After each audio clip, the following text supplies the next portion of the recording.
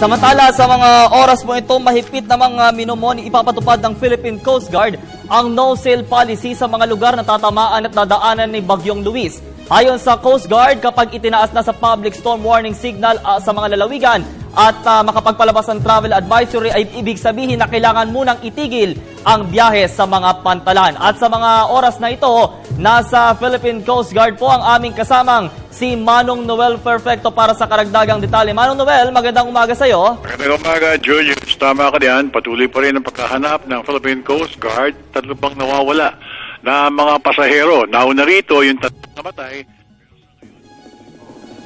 PG sa tatlo pa mga pasahero dong lumubog na roll-on, roll-off vessel dito sa may Southern Leyte nung Sabado.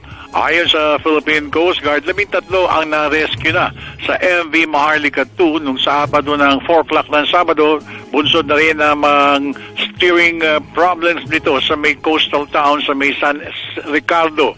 Ang dalawang namatay ay nakilalang sina Armando Mosqueda at Rohima Ismael.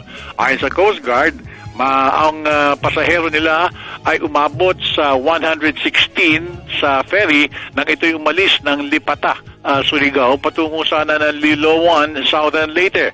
85 passengers at 31 crew ang lula na nasabing Roro. Patuloy pa rin ang advisory ng Philippine Coast Guard sa lahat na bawal ang pagpapalayag hanggat nakataas ang gale warnings ng Pag-asa, partikular dito ang maliliit at sasakyang pandagat. Yung muna ulat, Julius, dito mula sa Maynila, Noel Perfecto. Alright, maraming salamat po, Manong Noel Perfecto. Nag-uulat po mula po dyan sa Philippine Coast Guard.